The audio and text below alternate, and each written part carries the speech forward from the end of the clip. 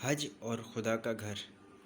اللہ نے اپنے حرمتوں والے گھر کا حج تم پر واجب کیا اور اسے تمام انسانوں کے لیے قبلہ قرار دیا، اور خداوند عالم نے اس فریضے کو اپنے سامنے لوگوں کی خاکساری کے لیے علامت قرار دیا اور اسے اپنی عظمت کے مزید تیقن کا سبب قرار دیا۔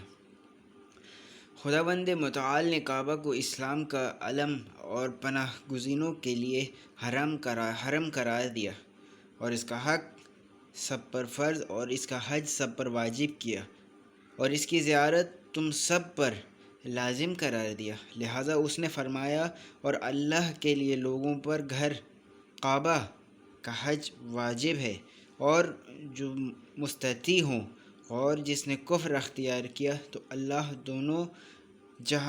دونوں جہاں سے بے نیاز ہے۔ خدا کے گھر کا حج و عمرہ فقر کو دور اور گناہوں کو مٹا دیتا ہے۔ پس خدا نے اسے حرمتوں والا گھر بنایا اور اسے لوگوں کے لیے باعث پائیداری قرار دیا۔ پھر اس بیت الحرام کو سب سے زیادہ سنگلاخ اور دنیا میں سب سے کم سرسبز و شاداب اور سب سے زیادہ تنگ دروں والی زمین قرار دیا۔ اللہ کے گھر کا خیال رکھو جب تک تم باقی ہو اور اسے خالی نہ چھوڑو، کیونکہ اگر یہ گھر ترک کر دیا گیا تو پھر تمہیں مہلت نہیں دی جائے گی۔ نماز ہر متقی کی قربانی اور حج ہر ضعیف کا جہاد ہے۔